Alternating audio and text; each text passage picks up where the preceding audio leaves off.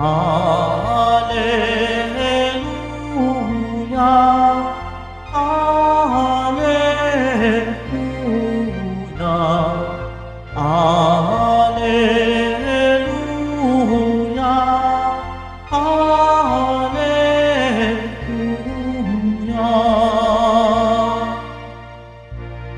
Salita ng Diyos ang buto na tanim ni Jesucristo upang tumubo sa tao. Alleluia, Alleluia, Alleluia, Alleluia.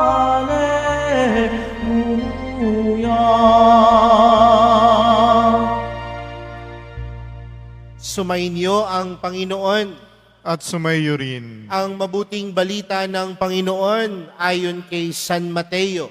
Papuri sa iyo, Panginoon. Noong panahong iyon, iniwan ni Jesus ang mga tao at pumasok sa bahay. Lumapit ang kanyang mga alagad at sinabi sa kanya, "Ipaliwanag po ninyo sa amin ng talinghaga tungkol sa masasamang damo sa bukid." Ito ang tugon ni Jesus. Ang anak ng tao ang naghahasik ng mabuting binhi. Ang bukid ay ang sanlibutan.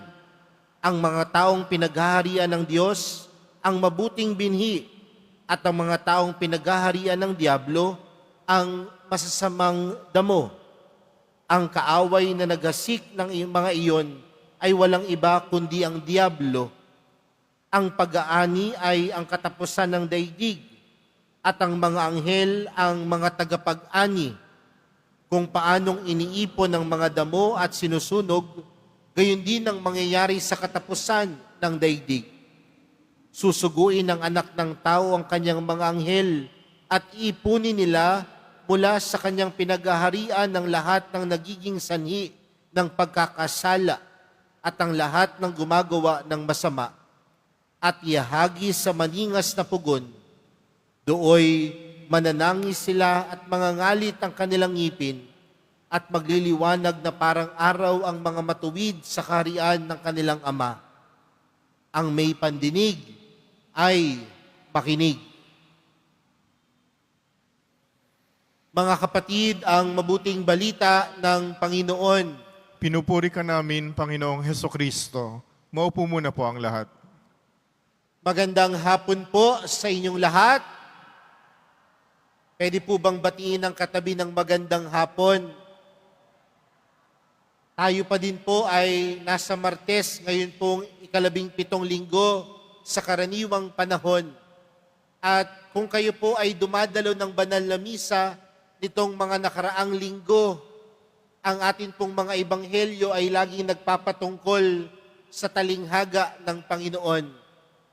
Nung nakaraang tatlong linggo, atin pong narinig ang kwento doon sa parable of the sower.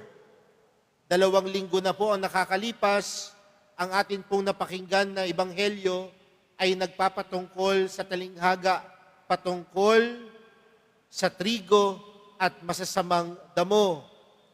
At nung linggo, ang napakinggan po natin ay ang talinghaga tungkol sa isang kayamanan at sa isang perlas, mamahaling perlas. Pero mga kapatid, magandang tanungin, bakit kaya gumagamit ang Panginoon ng mga talinghaga? Ang talinghaga po mga kapatid ay hindi lamang kwento na napupulutan natin ng aral.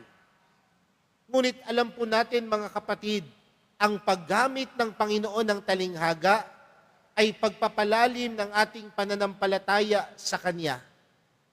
Kaya nga ang mga talinghaga ay nagpapatungkol sa paghahari ng Diyos. Dahil sa pamamagitan ng kwento na ito, sa paglalim ng ating pananampalataya, dadalin tayo ng ating pananampalataya sa kaharian ng Diyos. Hindi lang siya kwento na may aral. Ngunit ito'y mga kwento na magpapalalim ng ating pananampalataya at sa dulo, magdadala sa atin patungo sa kaharian ng Diyos. Sa atin pong ibanghelyong napakinggan sa araw na ito, ang mga alagad ay lumapit sa Panginoon. At anong sabi nila sa Panginoon? Ipaliwanag nyo nga po sa amin ang talinghaga patungkol dun sa trigo at masasamang damo. At anong sabi ng Panginoon? Sino ang naghasik ng mabuting binhi? Ang Diyos. Ang lupa, ang sanlibutan. Kapag ikaw ay naging trigo, ibig sabihin, ikaw ay tumubo ng mabuti. Ngunit, bakit nagkaroon ng damo? Diba doon sa kwento ng Panginoon, habang sila ay natutulog, may naghasik ng masasamang binhi. At yung mga masasamang binhi, ano ang naging pagtubo? Damo.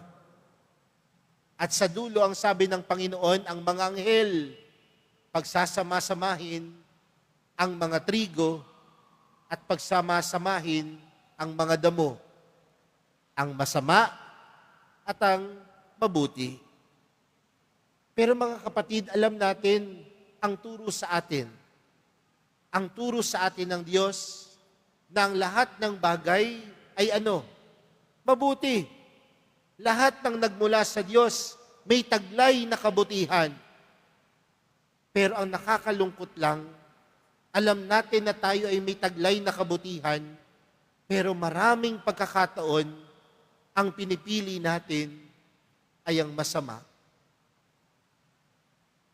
Dapat tandaan po natin mga kapatid, kung tayo ay nilikha ng Diyos, dapat tayo ay panig sa Diyos. At kapag tayo ay panig sa Diyos, ibig sabihin, alam natin na ang pinipili natin dapat mabuti, dapat tama, dapat maganda. Pero mga kapatid, alam din naman ng Diyos na meron tayong kanya-kanyang kahinaan. Tama po ba? Hindi tayo perpekto. Minsan nagkakamali tayo sa pagpili. Pero tandaan din natin mga kapatid, ang Diyos hindi lang tayo basta huhusgahan. Ngunit ang Diyos, hahayaan din niya tayong lumago. He will not judge us immediately, but He would always allow us to grow and to become better person. Ang Diyos natin ay Diyos hindi lang panghusga, ngunit siya ang Diyos na nagbibigay sa atin ng pag-asa na balang araw, sa kabila ng mga kamalian natin sa ating buhay, sa kabila ng mga minsang mali nating pagpili at desisyon sa ating buhay, binibigyan pa rin tayo ng pagkakataon ng Diyos na lumago at tumubo. Kaya mga kapatid, sa araw na ito, nawa madama po natin sa ating mga sarili na tayong lahat ay nilikha ng Diyos. At ang lahat ng nilikha ng Diyos, mabuti. At kung gano'n ang pananaw natin, pangatawanan natin. Pangatawanan natin na tayo'y nilikha ng Diyos. At paano natin sa pangangatawanan?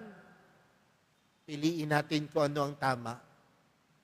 Piliin natin kung ano ang mabuti. Gawin natin kung ano ang tama. Gawin natin kung ano ang mabuti. Dahil inaaniyahan tayo ng Panginoon, hindi maging damo, kundi maging trigo.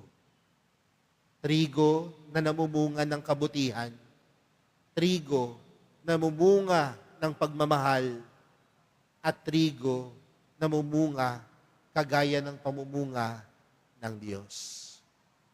Kaya mga kapatid, sa pagpapatuloy po ng ating banal na misa, yan po ang ipanalangin natin sa Diyos, na sa araw-araw na tayo ay gumagawa ng pagpili, gumagawa ng desisyon, nawa sa tulong ng ating mahal na pong Jesus Nazareno, gabayan niya tayo, tulungan niya tayo, na ang piliin natin, mabuti. Ang piliin natin ay ang Diyos. Amen.